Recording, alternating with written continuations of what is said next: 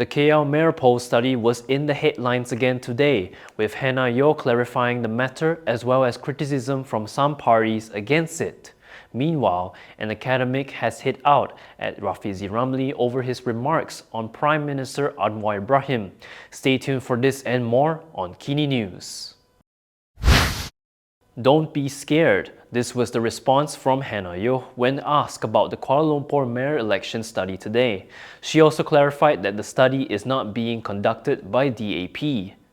Minister in the Prime Minister's Department for the Federal Territories, Yeoh, has reiterated that her department is only carrying out a study on the prospect of holding a mayoral election in Kuala Lumpur. This comes following criticism over the announcement. When asked about the matter today, Yeoh said that after the study is completed, its findings will be brought to the Cabinet. Kenapa kita buat kajian? Kerana ada rang undang-undang persendirian yang telah dikemukakan oleh ahli parlimen dalam sidang parlimen yang lepas. Jadi kajian ini bukan dilaksanakan sekarang.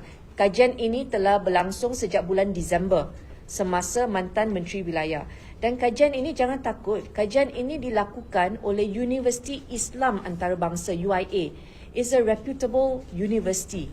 Okay? Jadi kajian ini bukan dilakukan oleh orang DAP. Ini adalah Universiti Islam Antarabangsa yang saya yakin kajian mereka berkualiti dan saya tak ada hasil kajian. Kita masih menunggu.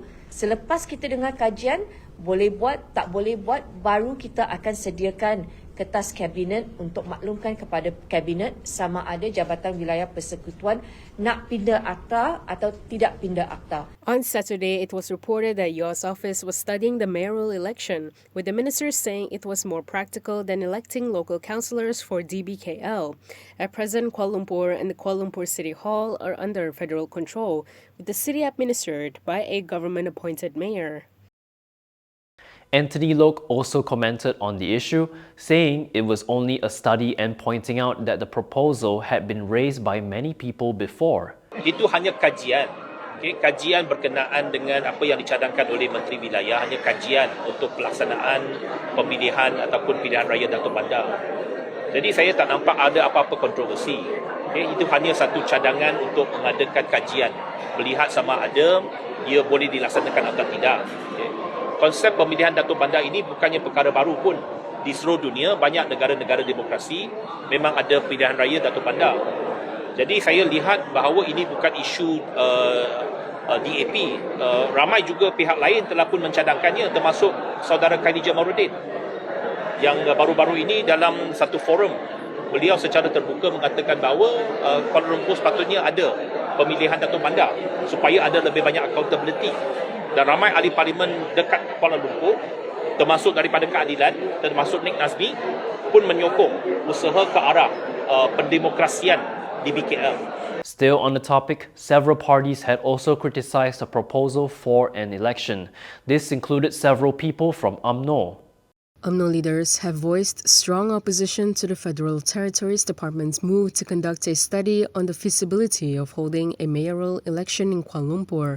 In a Facebook post yesterday, UMNO Youth Chief Dr. Akmal Saleh said the idea of a mayoral election should be rejected, just as the proposed Urban Renewal Act, URA, was previously opposed. He added that while we are busy fighting among ourselves because of power, they are united for power, in what appeared to be a reference to the dynamics between Malay and non-Malay politics. In a separate post later, Akmal said the Federal Territories Department should instead focus on addressing pressing issues such as urban poverty and the lack of affordable housing. Meanwhile, UMNO Supreme Council member Puaz Zarkashi warned that a mayoral election could be influenced not only by racial sentiments but also by criminal elements. He said Kuala Lumpur has numerous entertainment centres, pubs, nightclubs, massage parlours and other immoral activities alongside the presence of underworld networks, cartels and gangsters.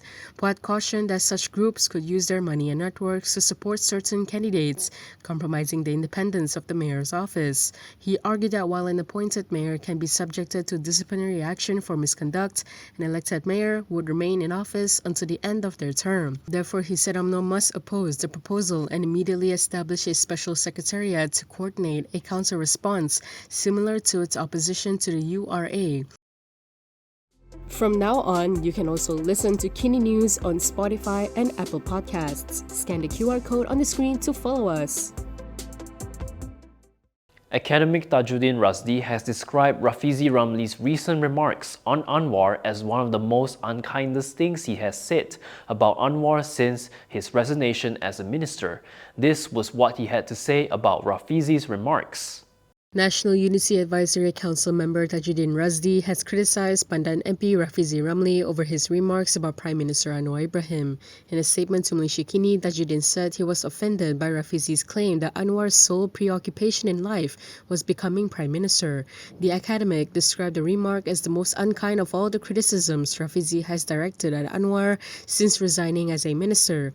Tajuddin argued that if Anwar had truly been fixated on becoming Prime Minister, he would have chosen an easier path by leaving the country instead of enduring years of imprisonment. He added that if he himself had faced the same challenges as Anwar, he would have given up on the first day, noting that confronting UMNO at the time would have been crazy and unthinkable. He also criticized Rafizi's increasingly outspoken stance, describing him as a bitter man with a small heart and likening him to the Grinch at the end of his career. Tajuddin also said that it was important for politicians to remain with the party and strive to be at the top. He added that he hoped PKR would release Rafizi so the public could judge whether he could walk the talk and whether he would be preoccupied with becoming Prime Minister in a new party. Rafizi had made the remarks on Sunday while responding to a post about him potentially facing disciplinary action. Let's take a look at what he said. Former PKR Deputy President Rafizi Ramli has attributed being free of a fixation on the premiership as part of the reason that he appeared unusually calm and relaxed, despite rumors that PKR may take disciplinary action against him and other party members aligned with him. Responding to a post on the matter on X over the weekend, Rafizi described himself as easily contented and not sentimental. He stressed that he has everything he needs as power, fame, or positions have never been what he sought in life. Rafizi added that he remains a member of parliament and intends to perform his duties well, as it is a responsibility. He said whatever he does, his aim is to make a difference and have an impact, and that expressing his views on political matters is part of fulfilling his role. He added that unlike Prime Minister Anwar Ibrahim, whom he described as being solely preoccupied with becoming Prime Minister, he felt blessed to be content with the idea of retiring quietly like anyone else, with enough to survive quietly. Rafizi said that this was why he did not carry what he described as the burden borne by Anwar and other similar politicians. The Pandan MP also argued that anyone who believes the nation or society depends on them has a complex.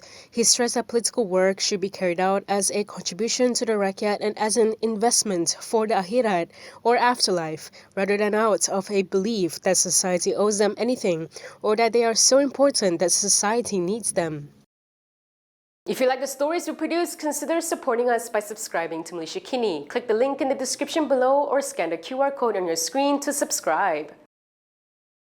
The court will be hearing Zahid's bid for a total acquittal in his Yayasan Akal Budi case on February 24th. Zahid had been granted a discharge not amounting to an acquittal in the case on September 4th, 2023.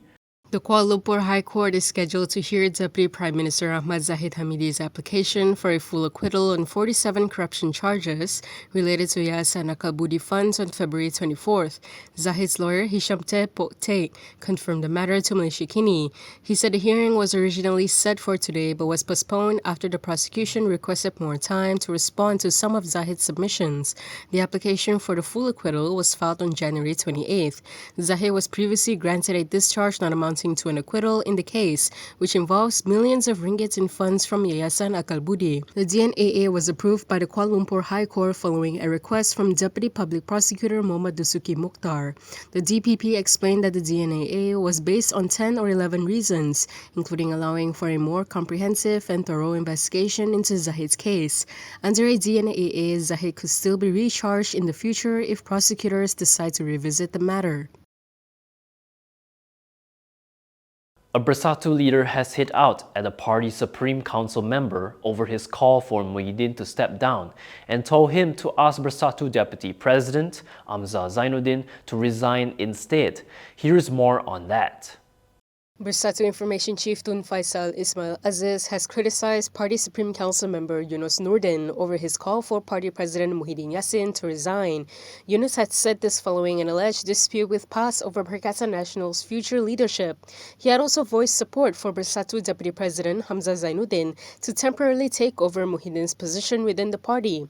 In response, Tun Faisal told Malaysia Kini that instead of calling on Muhyiddin to step down, Yunus should urge Hamzah to resign over what he described as past failures in carrying out his duties and responsibilities. He cited, among others, Hamzah's role as election director in Sabah, as well as his alleged failure to rein in supporters who have repeatedly violated the party constitution and discipline since 2025. Tun Faisal also suggested that Yunus consider resigning as Sabah Bersatu's secretary, saying Yunus himself was part of the failure in planning for the Sabah state election. He also stressed that as a member of the Bersatu Supreme Leadership Council, Yunus should be aware of the party president's executive authority to negotiate. He added that the outcome of discussions with past President Abdul Hadi Awang is in the form of negotiations and proposals.